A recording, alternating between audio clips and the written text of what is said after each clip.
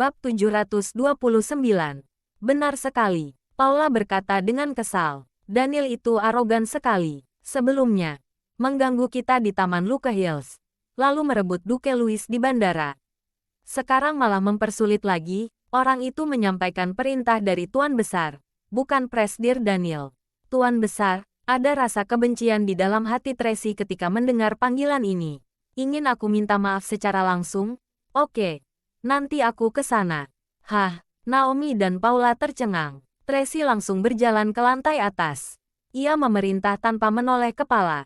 Lepaskan Rosie. Tunggu aku selesai mandi. Kita bawa dia bersama ke sana. Baik, Naomi menyeringai semangat. Semangat Nona Tracy sudah kembali. Keluarga Wallens akan menderita. Paula berkata dengan sombong. Aku pergi lepaskan Rosie. Nona Tracy, saya sudah menyiapkan air mandi untuk Anda. Apa Nona ingin sarapan? Pelayan wanita melayani dari belakang. Antarkan ke kamar. Tracy masuk ke dalam kamar melepaskan jas dan melemparnya ke lantai. Baik, Tracy mandi dengan air hangat. Setelah mencuci rambut, mengeringkan rambut, dan dengan tanpa riasan, ia langsung mengganti baju setelan.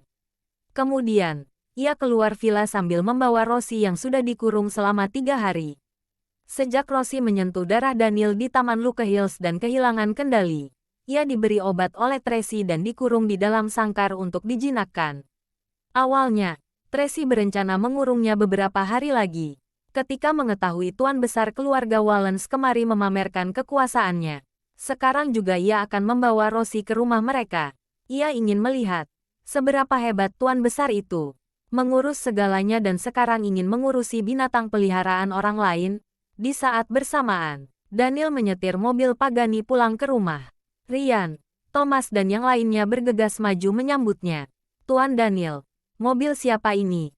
Tanya Thomas dengan rasa penasaran. Punya wanita itu. Daniel turun dari mobil dan menginstruksi Ryan. Bawa ke garasi bawah tanah. Jangan biarkan orang lain menggunakannya. Paham. Ryan lekas melaksanakan. Tuan Daniel. Thomas lekas mendekat dan melapor dengan suara rendah. Semalam aku membawa orang pergi ke rumah keluarga Moore. Ingin mengingatkannya secara sopan. Tapi wanita keluarga Moore tidak di rumah dan tidak ada respons. Kemudian, Tuan Besar lagi-lagi mengirim orang ke sana. Daniel menghentikan langkah kaki. Bukankah aku memintamu mengawasinya? Aku sudah mengawasi. Tapi aku tidak bisa menghalangi orang dari Paman Sanjaya. Thomas sangat kesulitan.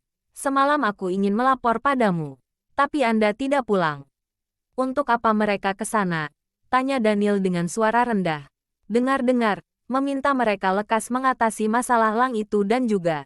Thomas melihat sekeliling, lalu mendekati Daniel dan berbicara. Meminta orang dari keluarga Moore datang ke rumah untuk meminta maaf secara langsung. Daniel mengernyitkan kening. Gawat, jika Tracy sungguh kemari, bukankah mereka akan bertemu? Namun, dengan sikap arogannya itu, seharusnya ia tidak akan kemari untuk minta maaf secara langsung. Apalagi, sekarang masih terlalu pagi. Begitu tiba di rumah, seharusnya ia mandi, membersihkan diri, sarapan dan tidur. Ketika mengingat hal ini, Daniel tidak terlalu cemas lagi. Ia mempercepat langkah masuk ke dalam kamarnya. Papi, pagi, papi, pagi, papi. Kenapa papi mengenakan pakaian itu? Di saat ini, ketiga anak baru keluar dari kamar. Ketika melihat Daniel, mereka menyapanya, lalu mengamati pakaiannya. Papi, semalam papi pergi ke acara dansa. Daniel mencari alasan yang sangat bagus. Sebenarnya sejak awal ia sudah melepaskan topengnya dan jasnya. Dibandingkan penampilannya semalam, ia sekarang sudah termasuk normal. Pantas saja semalaman tidak pulang. Carla mengerucutkan bibir dan berbicara dengan tidak senang. Begini tidak baik loh. Walaupun papi adalah laki-laki, tapi juga harus menjaga kesehatan. Begadang dapat merusak kesehatan. Bab 730. Papi paham. Daniel berjongkok dan memeluk Carla dengan hangat. Cepat pergi makan. Iya, iya. Carla mencium pipinya, lalu turun ke lantai bawah. Carles melihat Carla pergi.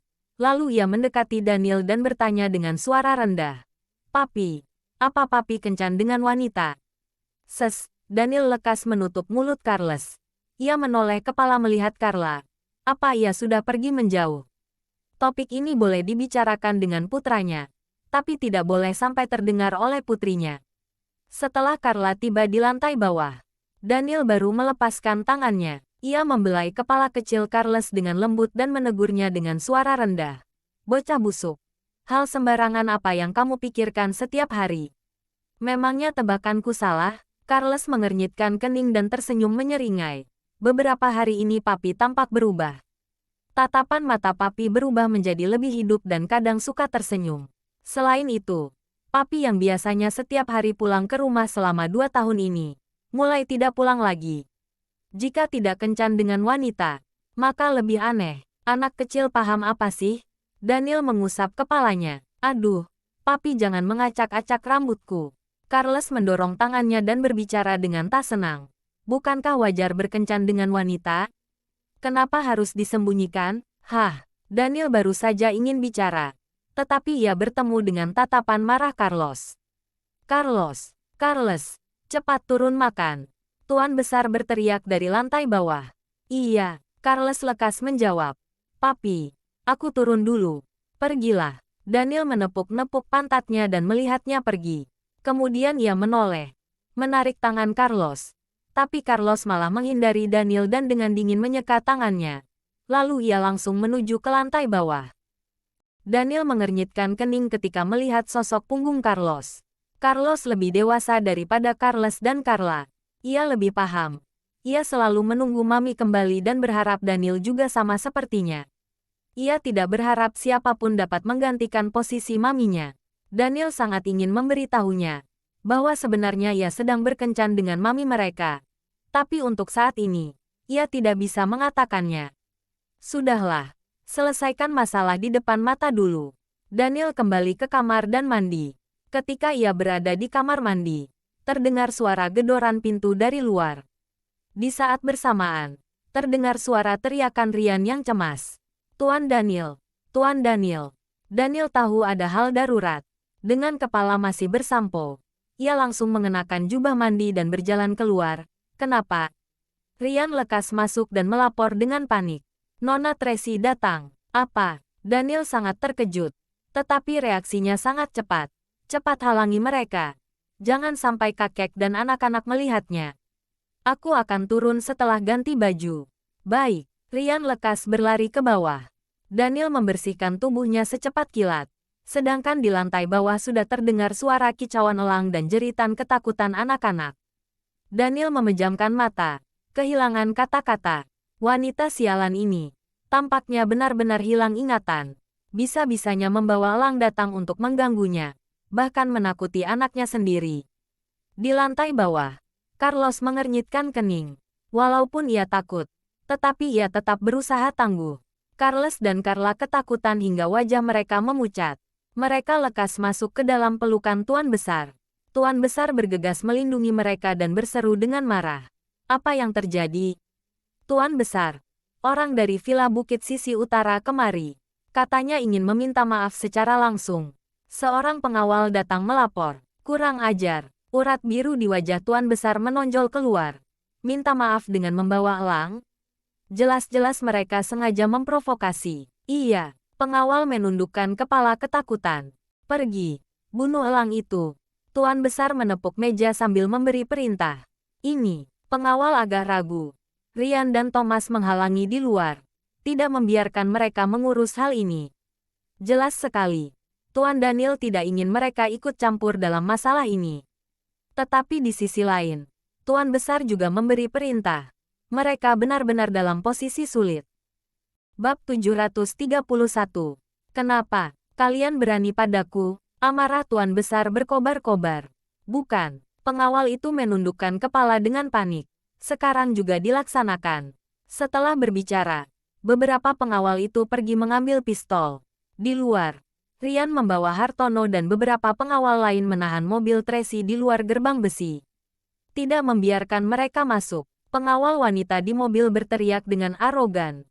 Bukankah Tuan Besar kalian yang meminta kami untuk datang minta maaf? Sekarang kami sudah datang. Kenapa tidak membiarkan kami masuk? Benar sekali. Kalian berkali-kali datang ke tempat kami, memperingati kami. Katanya burung elang peliharaan kami menakuti Tuan Putri, Tuan Muda dan binatang peliharaan kalian. Sekarang, kami membawa burung elang untuk meminta maaf. Kalian masih tidak membuka pintu menyambut kami? Buka pintu, buka pintu, buka pintu. Beberapa pengawal wanita mengedor gerbang besi dan berteriak dengan suara tinggi. Tracy menyilangkan tangan di dada, duduk di mobil dengan tenang. Ujung bibirnya terangkat dan memandang keluar dengan dingin. Tuan Besar Wallace itu, jelas-jelas tahu ia adalah keluarga Moore. Masih sengaja mengirim orang ke sana untuk menegur. Bukankah berarti ia mengira keluarga Moore mudah ditindas? Bukankah mereka sendiri yang memintanya datang untuk minta maaf secara langsung?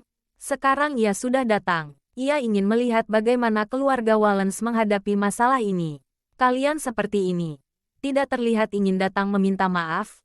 Ini lebih seperti sedang memamerkan kekuatan. Hartono menggertakkan gigi kesal. Usir mereka dulu pokoknya. Rian gelisah. Jika Tuan Besar melihat Nona Tracy akan merepotkan. Jika mereka laki-laki, aku bisa menghajar mereka. Hartono kesal sekali. Para wanita ini susah beradu mulut dengan mereka dan tidak boleh menghajar mereka. Diusir juga tidak bisa. Benar-benar menyebalkan. Benar sekali. Pengawal lain juga mengeluh satu persatu. Pengecut. Rian memelototi mereka dengan kesal dan maju membujuk para wanita itu. Kami sudah menerima permintaan maaf dari kalian. Cepat pergi. Ia takut akan menjadi masalah besar. Ia hanya ingin Tracy cepat membawa para pengawalnya pergi dari sini. Kami bahkan belum bertemu dengan Tuan Besar kalian. Kenapa sudah menerima permintaan maaf kami? Naomi menaikkan alis dan tersenyum dingin. Jika kami kembali, Tuan Besar kalian lagi-lagi mengirim orang menegur kami. Bagaimana? Benar sekali. Paula ikut menyahut. Nona kami kemari secara langsung. Ini benar-benar sebuah ketulusan. Kami sudah menerima ketulusan kalian. Cepatlah pergi. Rian menyadari orang dari Tuan Besar telah keluar sambil membawa pistol. Ia buru-buru mendorong gerbang besi keluar, ingin mengusir sekelompok wanita itu. Tetapi, para wanita ini tetap tidak pergi. Malah memprovokasi dengan arogan. Hartono dan pengawal lainnya mengepalkan tangan. Tracy melihat Tuan Besar mereka belum keluar. Daniel juga tidak kelihatan. Hanya meminta para pengawalnya menghadapi mereka. Lama-lama batas kesabarannya habis. Ia bersiap melakukan aksi lebih ganas. Jadi ia membuka pintu sangkar dan melepaskan elang. Auk! Burung elang mengeluarkan suara kicauan yang menakutkan dan terbang melesat, seperti panah yang tajam. Hati-hati, karena ada gerbang besi yang menghalangi. Rian masih sempat menghindar. Tetapi, burung elang itu menyerang pengawal lain lagi. Hartono dan yang lainnya dicakar oleh elang. Sebelum sempat menyerang balik, elang itu sudah terbang menuju ke dalam villa. Cepat tembak. Bawahan Sanjaya lekas menembak ke arah elang. Dor dor dor. Beberapa tembakan itu membuat sayap elang terluka. Namun, elang itu tetap bengis dan menyapu atas kepala mereka. Lalu masuk ke dalam villa. Di saat ini, Carles dan Carla sedang berada dalam pelukan Tuan Besar. Mereka ketakutan. Sekujur tubuhnya bergetar. Awalnya, Sanjaya berdiri di sebelah meja makan untuk melindungi Carlos. Tapi ketika Carlos mendengar suara tembakan, ia ingin keluar untuk melihat. Oleh karena itu, ia lepas dari perlindungan. Burung elang masuk ke dalam villa dan langsung hendak menyerang Carlos. Carlos mengangkat kepalanya, membelalakkan mata dengan ketakutan, lalu menatap elang sambil tercengang. Carlos, Tuan Besar berteriak terkejut. Di saat bersamaan, di koridor lantai 2, Daniel baru saja keluar dari kamar. Ketika melihat pemandangan di hadapannya, ia ingin terbang menyelamatkan Carlos. Namun sudah tidak sempat. Bab 732. Kak Carlos. Carlos berteriak dengan cemas. Ia ingin ke sana menyelamatkan Carlos. Namun malah ditahan oleh Tuan Besar. Ah, Carla menjerit ketakutan. Ia ketakutan sambil menutup mata. Tidak berani melihatnya. Burung elang itu hendak menyerang Carlos. Benar-benar berbahaya. Tiba-tiba terdengar suara peluit dari luar. Burung elang menghentikan serangan tepat pada waktunya. Ia melayang di udara. Sepasang mata yang tajam menatap Carlos dengan dingin. Carlos saling bertatapan dengannya. Matanya penuh ketakutan. Seekor elang dan seorang anak berumur 6 tahun saling berhadapan. Adegan ini sangat mengejutkan, Carlos. Saat ini, tiba-tiba terdengar suara bernada tinggi. Kemudian sesosok berwarna hijau terbang mendekat. Ia mematuk sayap elang. Burung elang menoleh kepala secara perlahan dan menatap dingin burung beo yang menggemaskan itu. Carlos dan Carla tercengang, menatap Rosie dengan bengong. Rosie yang malang, seperti belalang tak berdaya di hadapan burung elang yang ganas. Ternyata benar, burung elang itu hanya mengepakkan sayap dengan ringan. Rosie langsung terlempar jauh. Rosie. Carla berlari menangkap Rosie. Karena kakinya yang tidak stabil, ia terjatuh ke lantai. Walaupun tidak sakit, tapi karena melihat mata tajam elang itu, ia ketakutan hingga menangis. Burung elang agak penasaran ketika mendengar Carla menangis. Ia mengepakkan sayap terbang menujunya. Carla menjerit ketakutan. Wajah kecilnya memerah. Tubuh mungilnya tak berhenti gemetar. Tangan yang memegang Rosie menegang karena panik. Ia hampir saja mencekik Rosie mati. Tepat di momen ini, Daniel melindungi Carla tepat waktu, lalu meninju burung elang itu. Mata elang berkedip, lalu lekas terbang berbalik arah menuju keluar. Sebelumnya, burung elang itu sudah pernah melukai Daniel. Sekarang Daniel yang memberinya pelajaran. Carlos, Carla, Tuan Besar berteriak memanggil dua cicitnya dengan cemas. Tidak apa-apaan. Coba kakek buyut lihat. Huhuhu. Carla benar-benar ketakutan. Ia terus menangis dengan wajah menghadap ke atas. Dari luar, Tracy samar-samar mendengar suara tangisan anak. Tiba-tiba, seperti ada pisau tajam yang mengaduk hatinya, membuatnya kesakitan. Ia menundukkan kepala melihat jantungnya sendiri. Di dalamnya seolah kekurangan satu bagian. Itu adalah bagian terpenting di dalam hidupnya. Tampaknya, ia telah melupakan hal terpenting di dalam hidupnya. Di saat ini, burung elang terbang keluar. Bawahan Sanjaya ingin menembaknya, tetapi dihalangi oleh Thomas. Sudahlah, jika terjadi masalah besar, konsekuensinya benar-benar tak bisa dibayangkan. Burung elang terbang mendekat dan masuk ke dalam mobil. Dari sayapnya mengalir darah segar. Rosie terluka. Paula melihat darah burung elang dan murka. Ia lekas mengambil pistol dari mobil. Benar-benar keterlaluan. Aku akan melawan mereka. Mundur. Tracy tiba-tiba berteriak. Paula berhenti dan menoleh. Melihatnya dengan tertegun. Nona Tracy. Kita pulang. Tracy mengernyitkan kening. Mencengkram jantungnya yang sakit. Nona Tracy. Anda kenapa? Naomi menyadari ada yang tidak beres dengannya. Mundur. Tracy berseru. Baik. Sekelompok wanita itu lekas naik mobil dan mundur. Ketika melihat mereka pergi, Ryan akhirnya menghela napas lega. Thomas berlari kemari. Ketika melihat Tracy yang berada di dalam mobil, ia mau tak mau mendesah. Pantas kalian bilang mereka mirip sekali. Jelas sekali ini adalah Nona Tracy. Sekarang aku curiga dia bukan Nona Tracy Smith. Kalau tidak, kenapa ia tidak mengenali anaknya sendiri? Ryan mengernyitkan kening sambil melihat pasukan mobil yang pergi menjauh dengan tatapan rumit. Memang aneh, Thomas juga tidak paham, meskipun Tracy mengingat kejadian dulu, lalu benci pada Tuan Daniel dan Tuan Besar, sehingga ia sengaja kembali untuk balas dendam. Namun bagaimana mungkin ia bisa melukai anaknya sendiri? Peristiwa tadi benar-benar sangat berbahaya, meskipun elang itu adalah binatang peliharaannya. Tapi binatang buas tidak selalu jinak setiap saat. Jika ia kehilangan kendali, maka hidup Tuan Muda Carlos akan dalam bahaya.